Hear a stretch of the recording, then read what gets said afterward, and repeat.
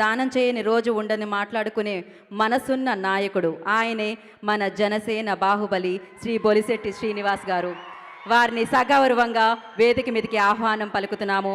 And అలాగే వారికి బొకేతో స్వాగతించవలసిందిగా స్వామినాయుడు గారిని వేదిక మీదకి రావాల్సిందిగా కోరుకుంటున్నాము.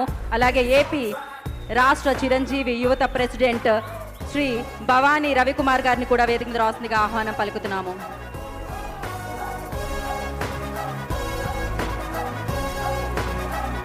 భవానీ రవికుమార్ గారిని కూడా వేదిక మీద రావాల్సిందిగా ఆహ్వానం పలుకుతున్నాము. వీరిరువురు శ్రీనివాస్ గారిని వెల్కమ్ చేయవలసిందిగా కోరుకుంటున్నాం.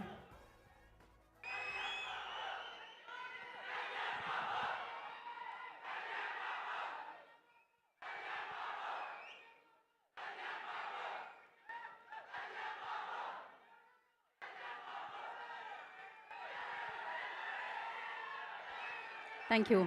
అండ్ ముందుగా శ్రీనివాస్ గారిని మన ఎమ్మెల్యే గారిని మాట్లాడాల్సిందిగా కోరుకుంటున్నాము.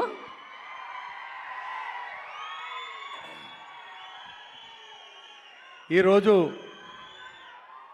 దేశవ్యాప్తంగా చిరంజీవి గారి పుట్టినరోజు పండగ జరుపుకుంటున్నటువంటి మెగా ఫ్యాన్స్, మెగా కుటుంబ సభ్యులు, పవన్ కళ్యాణ్ గారి భక్తులు, అదేవిధంగా వీర మహిళలకు, నా అక్క చెల్లెళ్ళకు అందరూ కూడా పేరు పేరున ఉదయపూర్వ నమస్కారం.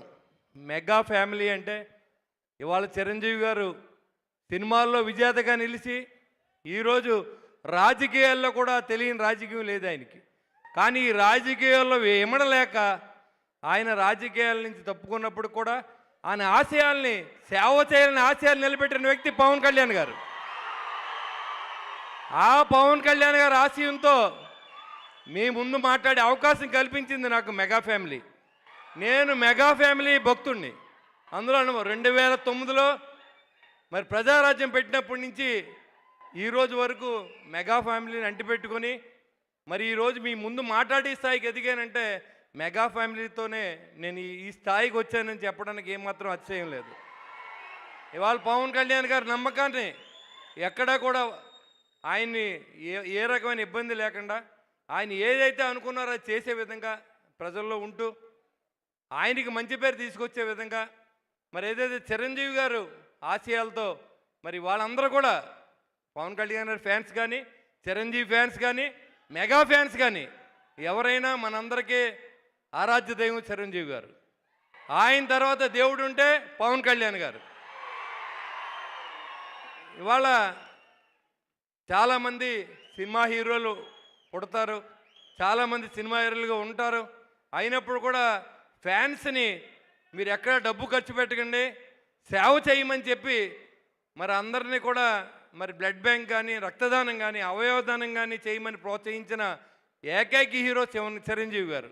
ఎందుకంటే యువత ఎంతసేపు మీరు బ్యానర్లు కట్టండి, పూలు చల్లండి అనే నాయకులు మనం చూసాం. కానీ ప్రాణాలు నిలబెట్టండి, రక్తదానం చేయండి, నేత్రదానం చేయండి అనే వ్యక్తి చిరంజీవి గారు. అందుకని మనం ఆయన ముందు శిరస్సు వంచి నమస్కారం చేయాలి.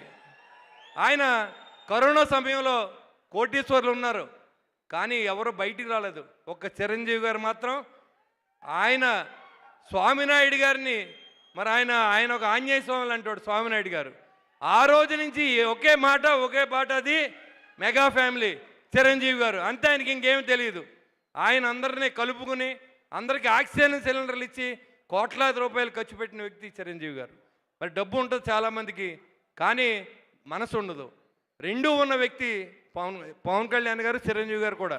ఎందుకంటే చాలామంది హీరోలు యాక్షన్ చేస్తారు, 100 కోట్లు వస్తాయి, అది దాచుకుంటారు తప్ప, ఆస్తులు కొనుక్కుంటారు తప్ప పవన్ కళ్యాణ్ గారు దానం చేసి సినీ నాయకుడు ఎవరో లేరని కూడా తెలియజేస్తూ ఉన్నా.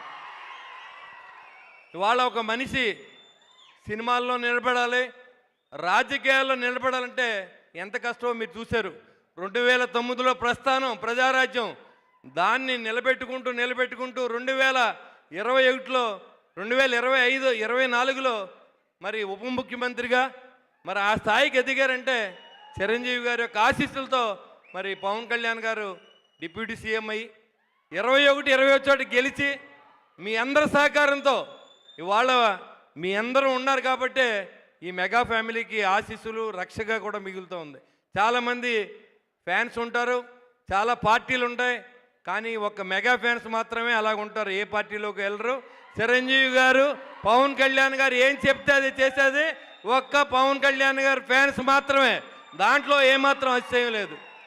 మరి ఈ సేవ చేసి తెలుగు రాష్ట్రాల్లోనే కాదు ఎక్కడైనా కానీ మీరు 10 మందికి సహాయం చేయండి అని సినిమాలు కూడా మీరు 3 దానం చేయండి, నాకు థ్యాంక్స్ చెప్పొద్దని చెప్పినటువంటి ఆ ఠాగూర్ సినిమా దగ్గర నుంచి, మరి ఆయన కుటుంబాన్ని పట్ల బాధ్యతగా ఉండి కిడ్నీ దానం చేసిన విజేత సినిమా దగ్గర నుంచి, ఖైదీగా ఎదురు తిరిగి సమాజంలో ఒక మంచి నిలబెట్టడానికి చేసిన పోరాటం దగ్గర నుంచి మెగా ఫ్యామిలీ చరిత్ర మరి ఈ రోజు వరకు మనం ప్రస్థానం కొనసాగుతూ ఉందంటే ఆయన పడిన కష్టాన్ని మరొకసారి మనం తెలుసుకోవాల్సిన అవసరం ఉంది.